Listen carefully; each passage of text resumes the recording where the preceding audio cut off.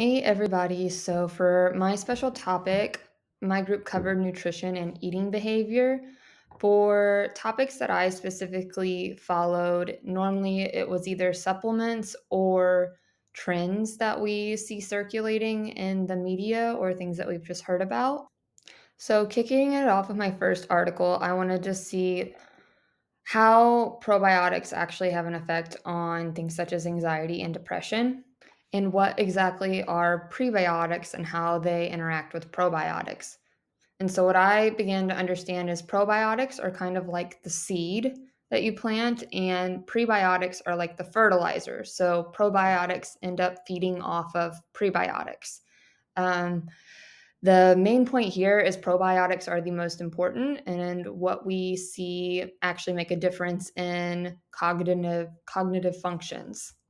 There are specific strains that do actually help, or I guess are better than others. They are really hard to pronounce. So, if you're curious, I recommend reading this article to see what they are.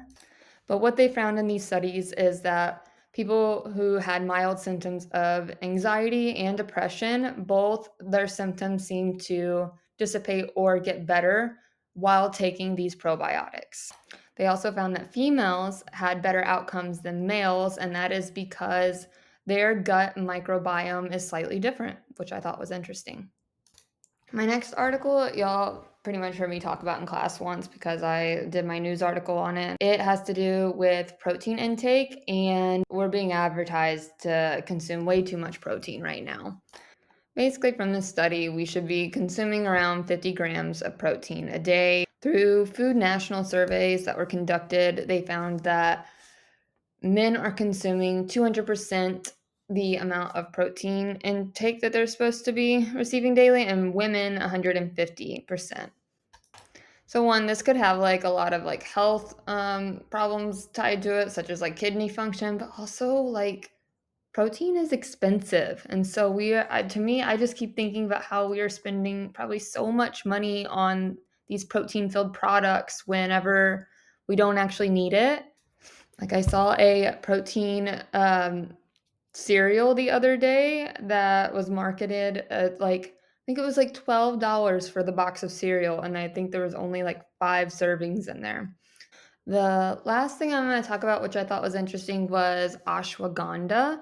So my partner and I actually sometimes use this as like a stress supplement, and I was curious, does it actually help, or is this like a placebo effect? And the data says it helps. As a adaptogen, I'm probably saying that wrong. It actually acts as a what is it? It helps regulate the body's stress response. It also has anxiolytic effects, which can be compared to benzodiazepines, which I didn't even know that until this article, and I was like, "Oh, wow. That was surprising." And a little bonus to this is that it doesn't have the negative side effects that benzos have. So, from this study, they were able to confirm that ashwagandha significantly decreases the effects of stress and anxiety for people who take it. And there was like sweet spots of dosage intakes for people. And they also stress that with it being on the market, like finding actual true ashwagandha and not something that is just being sold cheaply is also very important to having successful effects. So, to wrap this all up, the articles that I thought were most interesting or made like an impact on just me after participating in my special topic groups was that probiotics and how they actually have an effect on reducing anxiety and depression. Then the next one was protein. We don't need to be eating as much as we think we do, and all the things in the market that you see right now, they're just trying to get our money. And then the last one being ashwagandha having actually a huge impact on stress and anxiety and reducing and regulating that.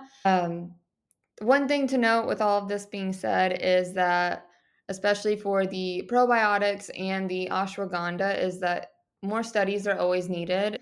But Yeah, that's a little bit about what I covered for eating behaviors and nutrition, and I hope you enjoyed learning a little bit about it too.